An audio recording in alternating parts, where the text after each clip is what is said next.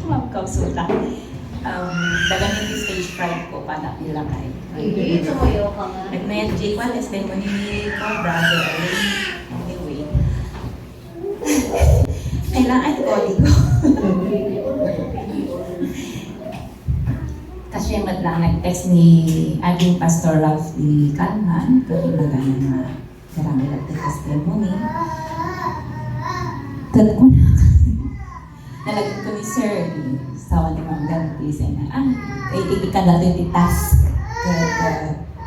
Kung nakadagos nga when hanak nga kaslangan, nag-alinlangan, di ba na actually ta.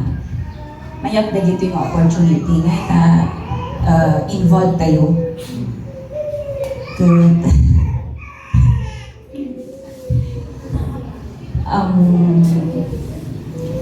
Kadigit ang makamang mo kanya, siya kaya yung kwarta, digitidad ng mga members, katang kumat lang ang amoda kayo, ang kumat ginagnagan nyo, nga makasla halos 70 or 50% ito ikat ang amo.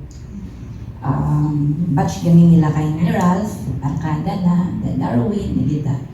Adi nga 1 years mo da. Nagito nga Barkada. Tapos ni Ma'am Ganti, second teacher ni high school. Sinupay ka. Ma'am, batch ko sila. Haan, adi nga sigawan niyo. Tapos nagiti kong bintay nga nagapot taekwondo matlang. Kadwa di anak ko ini.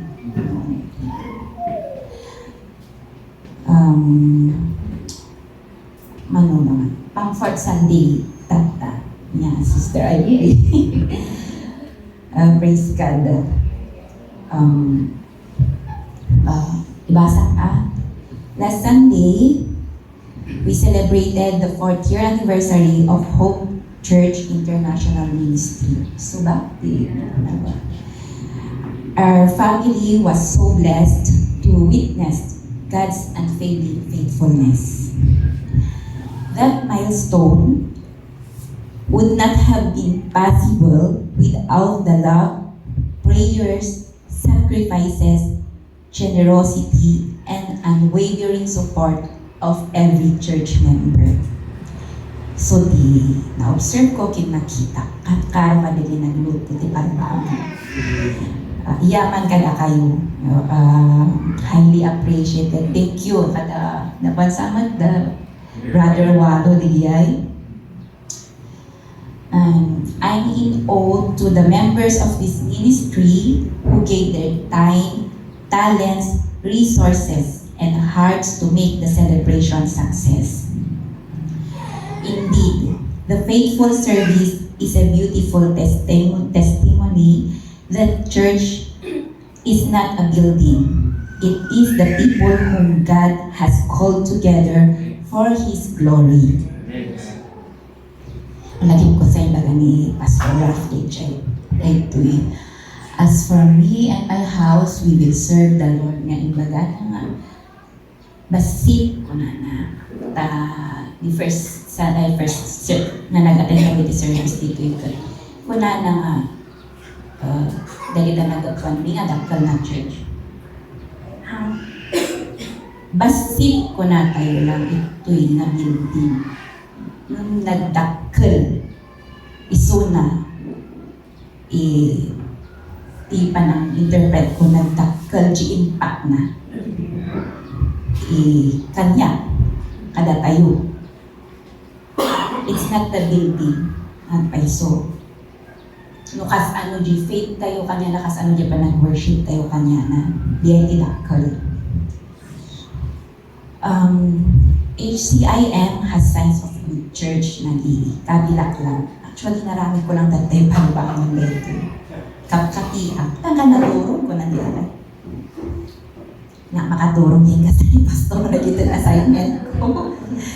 Pero praise God ko na kami. Nung kaya tayo maipuyatan din doon mga bana, kaya tayo ang-research at tugaw, Facebook, hindi. Amin nga ko. Why not? Kaya ba't nga naiturugan na ito? Oras nagtutugawak at tanong doon at ibagak. Ado, hanggang magpas na ito. Kunang nga ibagak, kaya marigrig na. So, story. Number 1, in sabi ko kadi clear system or kung natin mo organize. They make everyone feel welcome and things run smoothly.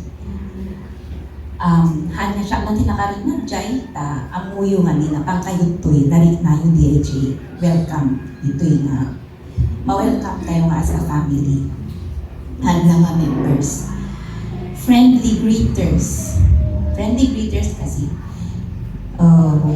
help find your seat and the bathroom, di ba ma'am? Nagkaslangan nagbasil na pero nagtakal impact na. Good communication. So, you know what events are coming up. So, then group chat tayo, tapno, updated tayo, kung well-informed tayo, kadagit ganap iti church. Helpful and approachable members and leaders. Ito ikot, iba ito ikot. Description ko at your relationship. At that your relationship, mo kanada. Haan na di, kasi mo na lister nga, goer ka lang. Tapos napanganagatin, tapos merong work ka. Yung ito'y, and that your relationship na mabuo. Na di ay di may sa importante. And number 5, family. Family, new members feel warm and close. It's a safe place because you can share your personal struggles. Kaya so tinaramit ko the second Sunday. Tayo ma-expectaran ko kung ano yung birthday man nila sa amo. Nagdaman mo yan ko lang. Nagrabaw pa yung magpiko ako yan, luwag. Good. Tapos number 6, joyful. Pinilig yung joyful instead yung happiness. Kasi yung happy na yung temporary and external feeling. Yung joyful ka deep and meaningful ito puso tayo ka the purpose na. So, joyful singing songs and praying together brings people close. Every time na nagkanta tayo sa bali talaga di sakit na. Sa bali, siguro may spirit. So nga, nagmayat, naglag-angelic na. And last, ikabil ko kang simplicity. Simplicity, it brings a deep sense of peace. I find comfort when the church focuses on core teachings, basic truths, and basic faith. Yeah, the simplicity. Not only the teachings, but simplicity kanigiti membro dito na church.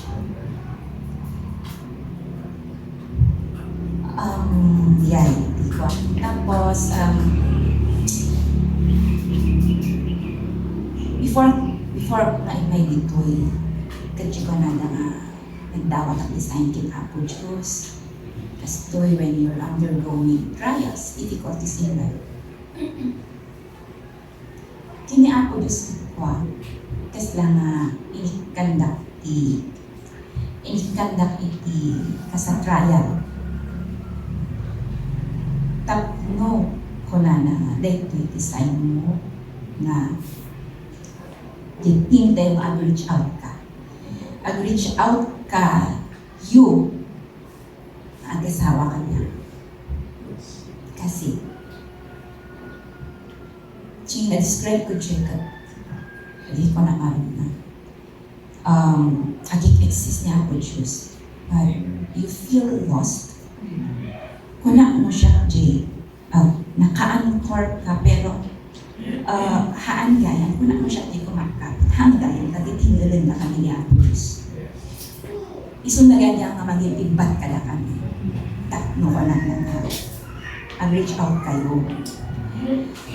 Kung ano siya, di ko na give up, hanggang, di ako Diyos, yan nga give up ka na tayo. Salsalidin na tapos, tapos masilig ka kanya na. Ibaga na ada lang ito baka super invested ka motherhood. I'm a full-time mother since 2019.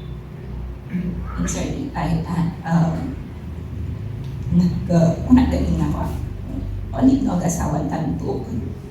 Kaya ko full-time mother ka. So, ukas lang, in-set aside ko yung career ko as a nurse. Parang too invested kahit siya kasi may na everyday life mo ka ang balikan na inaasawa ka siya, hindi mo ulit ka too invested as a provider. Pero ang suyo ko na brother na you feel kas lang ang that kurang ijebiyan mo. Anak ko special ko din, apay na kas lang Lord kas na apay nga anak na attach. Apay ka sa feeling ko kasi yan aday mo ng king ka. Si Jen ko realize na sa body niya na pa ng investment. Although investment as a motherhood, good, pero mabuti na at the same time, invested ka in family at invested ka mo lang kinapudus. Haan mo maaramin amin din. Haan nga kapukin nga apudus. Lagi yung sa amin, lagi tapig sa mga akas. Yung pagbalin nga inalog, sakit ka o ang puyat ka, hanga mabalin nga ida, at inanaka kasi mother ka. They try na-neglect mo ang video kinapulus amin nga ligat blessings kat ninyaman binanon mo ninyaman yung apay na healthy di anak mo amin na DJ kat may pagabukan niya na. So habang i-bas-basa ang kasya kat dahil tuwi after the testimony nagbibiro matigirasyon it is ako ngayon ko nakita na ito. Dahil ito yung Bible. Dahil ito yung Bible, hindi nagkasal kami kin Oliver in 2018. December, hindi nagkasal kami dyan ng church. Nagamit ako November child, nagapubagyo. Bagyo, November, PCBS, di ba? Mo tayo diyan. PCBS, tama diyan. Nagalis kami di ko isa day from UB Square na paniti. Ginata ko dito, dahil ko na kailangan di Bible. Pakawan niya ng apo, ang buotan. Tapos lagi natang laang na, minusar na accessory na nagkasal. Tapos, umanda na inopen. So, yan. Kita ko, tatay. Kita mo, ang crack-crack kasi na the outside. Wala, nag-yellow, lagi white, lagi paper. Pagbaba, pwede presented to by. Kita ito the word is lamp unto my feet and a light unto my path. Diba? Very timely, di ko atay bilas, hindi memorize that. Ito yung Psalm 9 verse. Tapos sa paglukat ko, King James ko na. Kita, King James na bayagan na nagkita yung Bible ko na. The Old Testament, the New Testament, amok na ito. Hindi nga ka the Bible study, di balay. Ada lagi ito yung aramida, hindi yung pastor mo po may gato, padyo na yun. Ada di sharing kasi, hindi nga. Siguro hindi nag-college rin, nag-career rin. Attend na ni college. Dahil lang kas lang ada na nagkuha may Saudi. Pray ako mo. Shake-shake ito ba yung belief ko ta. Convert Muslim, kasi gawis ka. Haan ko na. Kasi nag-asabak sa bali, tinapanan di attention ko. Di ang mo lang kag-agawiran. So ngayon baga, about yung Bible ko. Kasi lang ang 8 years na ito lang taon. Kat ko na. Proud na di sarili. Mapaisip ako. Lumatang Bible, nagkita yung verses. Aday memorize ko. No damagan dan tumat kanya. Tanang nga John 3:16 na si Puti ko ubinibo na. Tapos, nakita na ito Tadete nga rin ko na reflection, yung bagay ko. The books of James ko na tayo ba? Kasi ba? Kasi dahil, yan. May tapag sursuruwa. Books of James, chapter 1, verse 23. Yung bagay na ito For if any be a hearer of the word, and not a doer, he is like unto a man beholding his natural face in a glass. Basa di Bible, naundag ko na. Nagkita man ko, Google ko na. So matimbaga na. Means that listening to God's word without putting it into practice is useless. Very timely. Reaching out, dingdingdom lang sa utapos ng pagkakati-church, kasi dyan you know the teachings of the Bible, pero muawan ti action mo, han nga unmatch, because it's nothing. So, bas ako ka na bas-basa ang tatay. Mure malamlam mo ka enjoy, kagkap-kapi. The first step to making God's plan come true requires active obedience, which brings blessing to your life. DJ word na obedience. Di ay gaya. You need to obey. Simula ni James 1 verse 23. Kasla nga itikitak how will you put into practice? You need to obey first the words of God.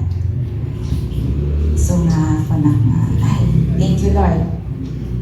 Tapos kita pa yung edad tuman na galit na ako at ito ko na yun ko na alam basa tuman dito yung book of John ko na tayo ganti kita at di pages ay at kwanton kaming santon ang kaya yung orasan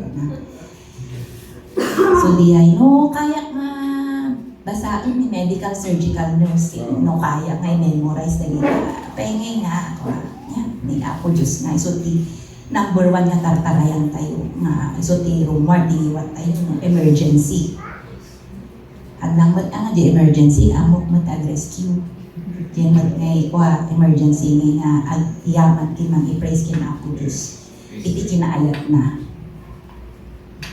so di may share ko nga verse timely in situation kat mayaman ko na kunak lang kini basta nag-text na lang kini Sir Pastor something nagdamaga lang di number kinay sa nga tao tapos di nga nag-road simple lang di approach na may ka na Sunday so di ko tayo about it addiction alcoholism kunak tayo tapos di anniversary tayo na kaya basta pasalin mo amin dito yung namin ni pastor or father na tapos sige tapos tinawin yung long hair long hair kakano kita nagmayat kas lang hal nga isuti idinawat mo nga kinuwang amo ni ako Diyos dada di puso amo na di market amo na di struggles mo kat ako amo no kas ano nga i-explain naman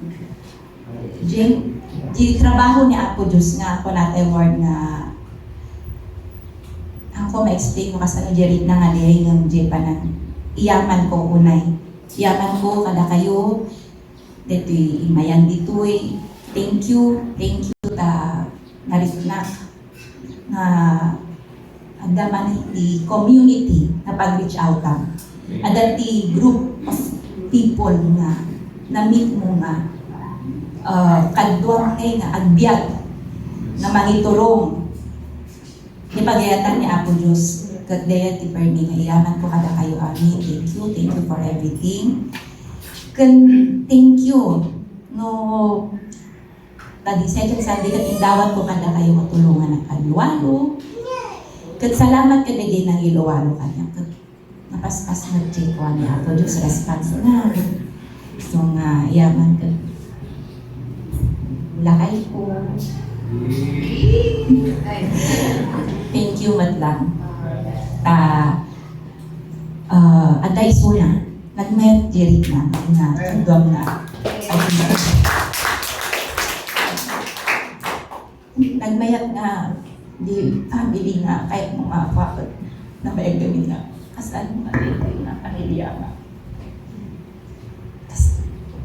teenager, first child ko, Mami, why do we only go to church during Christmas Eve and New Year's Eve? Na bakit di ay tumama nun? Kasi mo na. Are we going to church, Mami? Kano lang ba rin? Last year sa akin yung rugit din. Napapat, what is Sunday school gabukan yan? No, I have something to do. I need to wash clothes and blah blah blah. No kayang adlabat i-half day, apay na mo kayang i-take time mo kanya ako Diyos. Praise and worship.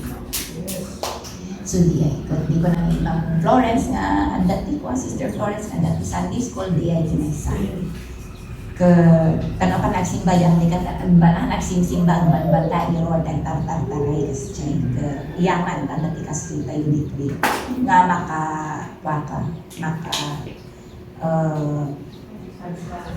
makakastoy ka, ang makasimba ka, ada jeli ka anak mga safe.